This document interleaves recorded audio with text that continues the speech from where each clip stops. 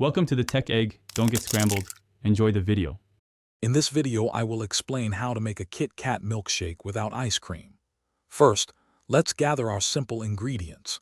You'll be surprised how easy it is to achieve that creamy texture without needing any ice cream at all. This method is perfect for a quick dessert or a fun snack, and it uses items you likely already have in your pantry. Get ready to enjoy a delightful, homemade treat that's both satisfying and incredibly easy to prepare.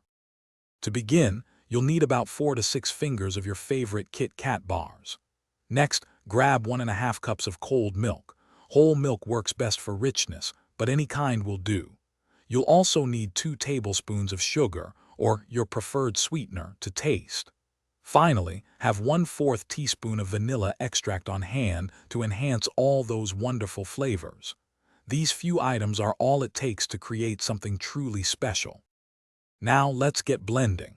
Start by breaking your KitKat bars into smaller pieces. This helps them blend more easily. Carefully place the broken KitKat pieces, the 1½ cups of cold milk, the 2 tablespoons of sugar, and the 1/4 teaspoon of vanilla extract into your blender.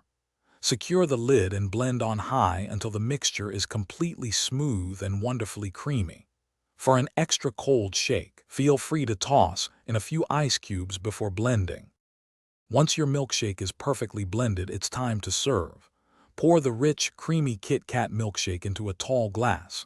For an extra touch, you can garnish it with a swirl of whipped cream or a small piece of KitKat on top. This milkshake is best enjoyed immediately to savor its fresh taste and delightful texture. There you have it, a fantastic ice cream-free KitKat milkshake, ready for you to enjoy. Thanks for watching. Consider subscribing if I helped unscramble your problems.